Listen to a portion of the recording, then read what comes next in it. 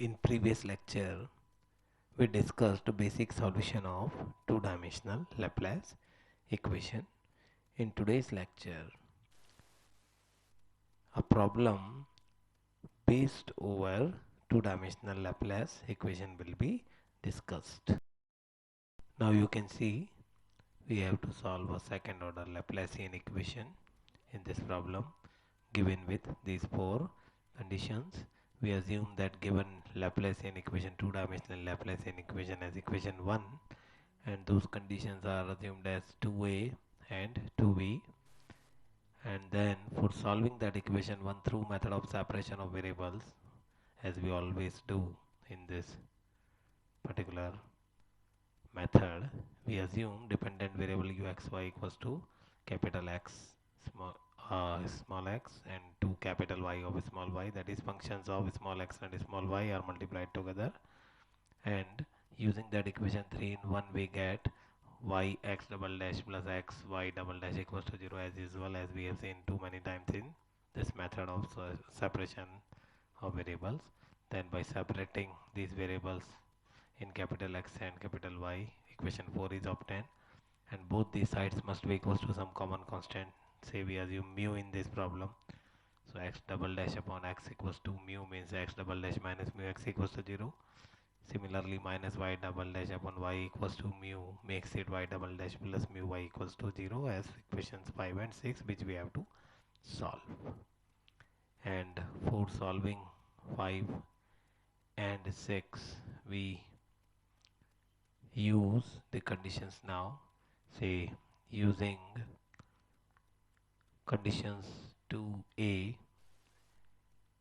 using condition 2a with point of view of equation 3, that is that solution what we assume, what it becomes u0y, it's uxy. So in place of x we have 0 in this condition, so it is capital X into 0 over 0, y into y over y, so it's x0 y, and as it is equals to 0, so it's equals to 0, and uly means xl y equals to 0. And if we talk about these two equations together, y can't be 0 in both these equations. Why? Because if y becomes 0, ultimately uxy becomes 0, so null solution is obtained, which we have to avoid. That's why y can't be 0. So in any case, x0 equals to 0 and xl equals to 0 are mandatory results out of these two equations, and we consider them as parts of equation 7. Its reason is written why we don't took that y equals to 0. We now solve this equation 5 separately under boundary condition 7. Then we will talk about solution of equation 6 separately.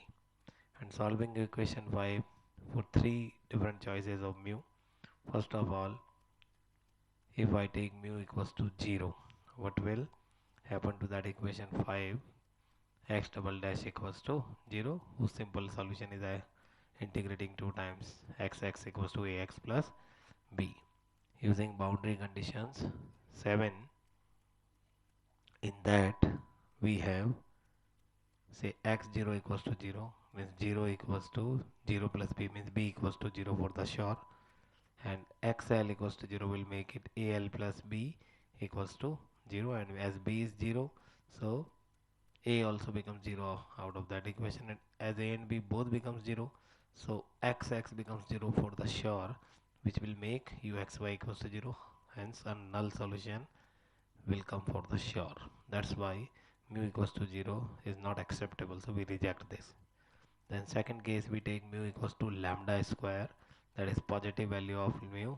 Obviously lambda non-zero is to be considered, and with this choice of mu, solution of equation 4 becomes, equation 5 becomes x equals to a power lambda x plus b power minus lambda x. Why? Because if mu becomes lambda square, x double dash minus lambda square x equals to 0, and that means those exponential factors will come in CF and pi is not there. So finally equation 9 will be the solution, which we will discuss that will it be accepted or not in next. Now using the boundary conditions 7 means x0 equals to 0, xl equals to 0, we can see that we obtain these two equations through equation 9, a plus b 0 and a power lambda l plus b power minus lambda l 0. Solving these two together, a and b are 0 again, and for that x becomes 0 and ultimately u becomes 0. That is null solution which we have to avoid. So we reject mu equals to lambda square, that is positive value of mu. So up to this we have rejected two values of mu equals to 0 and its positive values, that is in terms of lambda square. Now the last possibility, what we can take, mu can be taken as minus of lambda square. Lambda non-zero means a negative value for the sure, and for that solution of that equation 5 becomes x equals to a cos lambda x plus b sin lambda x in terms of equation 11, and say it is the last possible case. So in any case we have to pick it. Two cases we have rejected them already, and we also solve equation 6, and that will provide us y or y equals to c power lambda y plus d power lambda y for mu equals to minus lambda square. So equation 5 and 6 are solved for this third choice, negative value of mu, and using these two xx and y u xy, but we assumed xx into y, so product of these two, and then we use those conditions u0y equals to 0 in uly equals to 0 in that equation 12. So it provides a equals to 0 and b sin lambda l equals to 0. Now if we think over this, b into sin lambda l equals to 0, as we had done too many times in this chapter, if we take b0, then a and b both will become 0, and by that uxy will become 0, that is null solution which we have to avoid. So b can't be taken as 0, so sin lambda l is to be taken as 0, and it's equals to sin n pi in general. So general value of lambda is n pi upon l. So we substitute a, b and lambda everything in equation 12. We get uxy becomes b as a is 0, so b sin lambda x means n pi x by l, and c and d multiplied with e power lambda y and e power minus lambda y added together. So lambda equals to n pi upon l is substituted there also.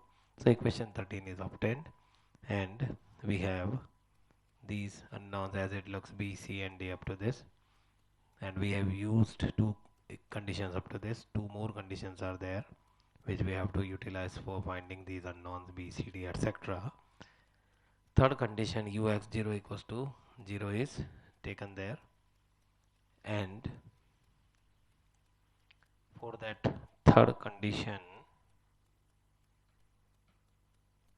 as you can see, as ux0 is 0, so that u is 0 and y is also 0, so for y equals to 0, these two becomes e power 0. One means simply c plus d. So c plus d into b into sin n pi x upon l equals to 0, and now sin n pi x upon l can't be 0 as we have taken it already there, and either c plus d can be 0 or b can be 0. If b becomes 0, again null solution will be obtained from equation 12 which we have to avoid. So c plus d is to be taken as 0, that will provide c equals to minus d, and using c equals to minus d in that equation 13, finally c is taken as common also. So u is bc sin n pi x upon l e power n pi y upon l minus e power minus n pi y upon l, etc. equation 14. Now we have only one unknown which is given as b into c. You can take it d as d also or any other constant also, and if you wish to write it b into c as one constant, it's all right. So one unknown and one condition is also remaining, that is ux equals to sin n pi x upon l. Using that condition in equation 14, what we get, value of u is sin n pi x upon l, but it is uxa, so add y equals to a, so substitute y equals to a there. So bc sin n pi x upon l, okay, then in place of y we substitute a. From there value of bc is clearly obtained if you divide that expression in left hand side. So value of bc is 1 upon Why 1 upon that? Because sin n by x upon L cancelled both the sides. So BC is 1 upon that expression. And substituting that value of BC in equation 14, finally the solution is obtained as u equals to sin n by x upon L. Value of BC means that value into that exponential expressions difference is also always multiplied there, and it is just the further form where these exponential expressions can be written as sine hyperbolic functions. If you wish to write, you can change this form, otherwise it's alright. So it's about the final solution of that two-dimensional Laplace equation using the method of separation of variables.